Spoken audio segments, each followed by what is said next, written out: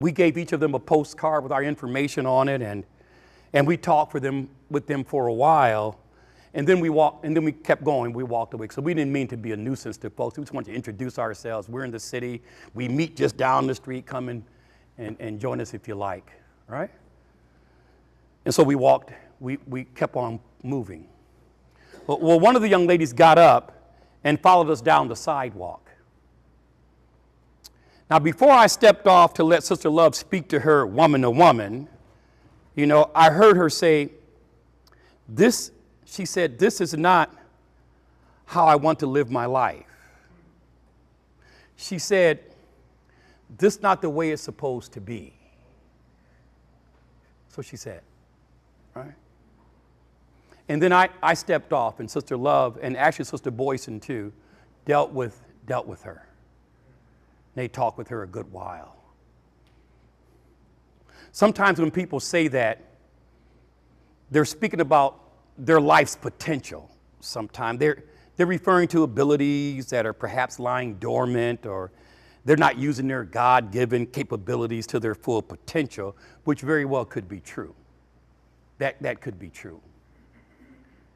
However, remembering this young lady, when she said that, and in light of the eternal fire being prepared for the devil and his angels, and not for those made in the image of God, I sensed that she was having a moment of clarity.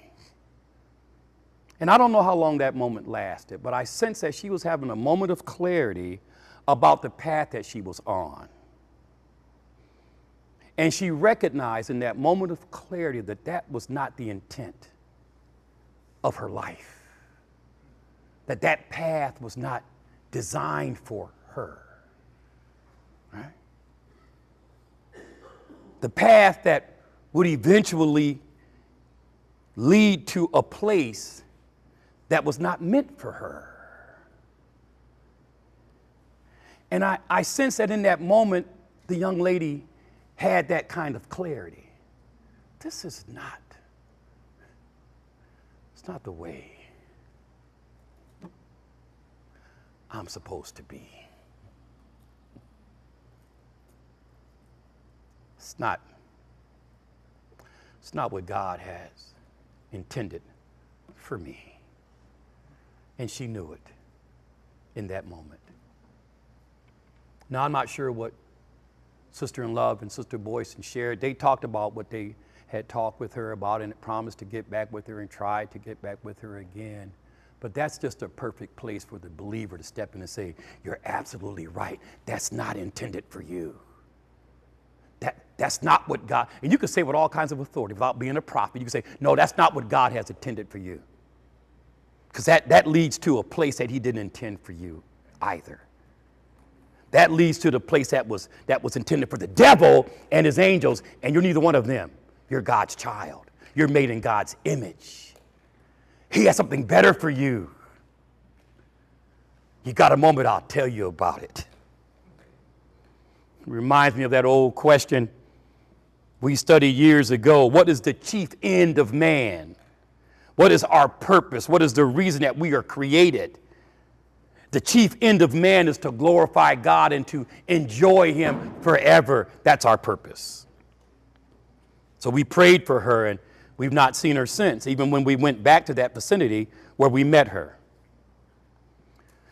Did the ones on the left ever get the inclination while they were living that their selfishness, that their lack of concern, never desiring to help anyone, was an indication that they were not heading in the right direction,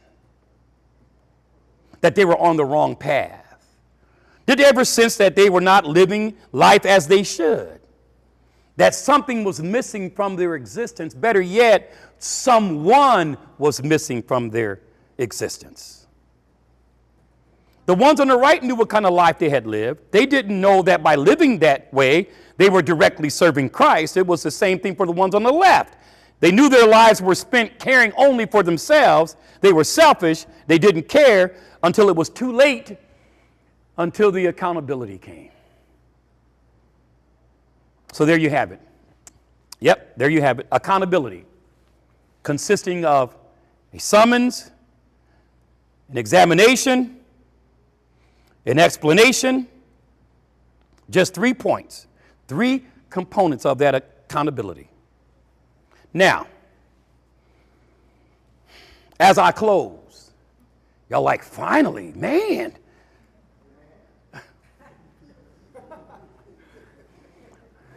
I can't wait till he preaches. I'm going to send him out there and heckle him when he preaches.